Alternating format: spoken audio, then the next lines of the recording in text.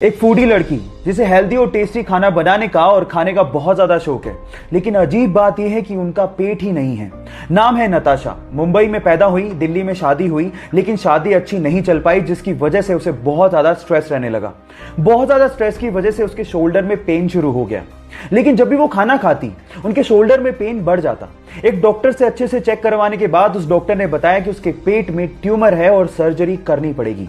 Surgery के दौरान जान बचाने के लिए उसके पेट को बाहर निकालना पड़ा। अब हालात ये थे कि अब वो जो कुछ भी खाती वो सीधे उनके शरीर से बाहर निकल जाता।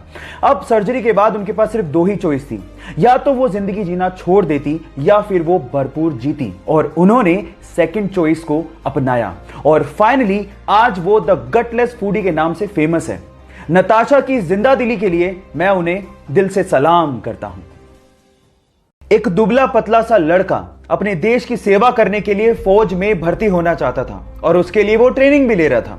इतने में ही वहां पर आए एक फौज के जनरल ने उसे देखकर उसके सिलेक्टर को कहा कि तुमने इसको सेलेक्ट क्यों किया है, ये फौज में भर्ती होने लायक नहीं है। और इस चीज को प्रूव करने के लिए उस जनरल ने एक ग्रेनेड उस ट्रेनिंग ले रहे ग्रुप के बीच में फेंक दिया। लेकिन मजे की बात यह हुई कि जहां पर उस ग्रेनेड को देखने के बाद सारे लड़के दूर भाग गए, वहीं वो दुबला पतला लड़का उस ग्रेनेड के ऊपर कूद गया और सब लोगों को दूर हटने को कहने लगा। हालांकि वो ग्रेनेड नकली था, लेकिन इस घटना को देख के उस जनरल को समझ में आ गया था कि कद काठी होने से कुछ नहीं होता, साहस यानी कि जिगरा जिसके पास होता है, महान वही बनता है। आप लोगों का इसके बारे में क्या कहना है, चैट सेक्शन में लिखना मत भूलिएगा। न्यूजीलैंड पूरी ही दुनिया के लिए कोरोना के खिलाफ जंग में एक मिसाल बन चुका है। 50 लाख की आबादी का यह देश अब पूरी तरह से कोरोना से फ्री हो चुका है। उसके पीछे का रीजन है उनकी नीतियां। एक्चुअली जैसे ही 26 फरवरी को पहला केस आया, वहां की गवर्नमेंट ने सख्ती से लॉकडाउन को लागू कर दिया और उसके बाद सबसे अच्छी बात यह रही कि वहां की जनता ने अपनी प्रधानमंत्री का विश्वास किया और लॉकडाउन के नियमों का सख्ती से पालन भी किया। और नतीजा यह निकला कि पिछले 18 दिनों से वहां पर कोरोना का एक भी केस पॉजिटिव नहीं निकला है। Today there are no active cases in New Zealand. यहां न्यूजीलैंड से सीखने लायक बात यह है कि अगर हमें कोरोना के खिलाफ जंग को जीतना है तो जनता और गवर्नमेंट दोनों को साथ मिलकर काम करना पड़ेगा। इस मैसेज को शेयर करिए ताकि लोगों में जागरूकता फैले और हम भी कोरोना फ्री नेशन का सपना साकार होता देख सकें। आईपीएल पहली बार उस समय चर्चा में आ गया था जब हरभजन सिंह ने एक मैच के दौरान श्रीशांत को थप्पड़ जड़ दिया था। एक्चुअली हुआ कुछ यूं कि मुंबई इंडियंस किंग्स 11 पंजाब के खिलाफ मैच हार गई, तो उस टाइम पे किंग्स 11 पंजाब के गेंदबाज श्रीशांत ने हरभजन सिंह, जो कि मुंबई इंडियंस के कैप्टन थे, उन्हें कहा हार्ड लक। तो इस बात पे आपा खोते हुए हरभजन सिंह ने श्रीशांत को थप्पड़ जड़ दिया और इसी वजह से आईपीएल के पूरे सीजन के लिए हरभजन सिंह को बैन कर दिया गया और बीसीसीआई ने 5 वनडे मैचों के लिए भी हरभजन सिंह को बैन कर दिया।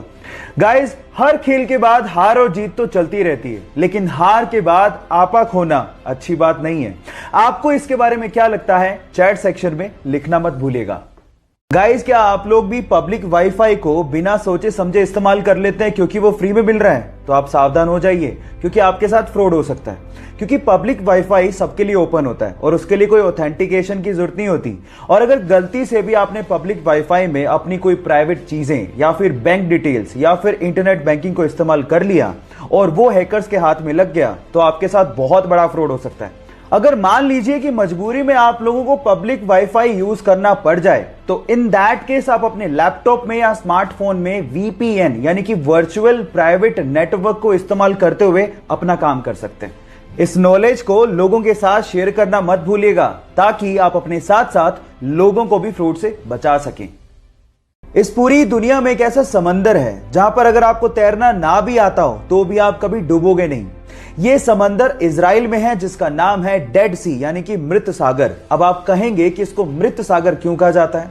क्योंकि नॉर्मल समंदर के पानी की तुलना में इसमें 8 गुना ज्यादा नमक की मात्रा पाई जाती है, जिसकी वजह से कोई भी समुद्री जीव जंतु या फिर वनस्पति इसमें पनप ही नहीं सकती।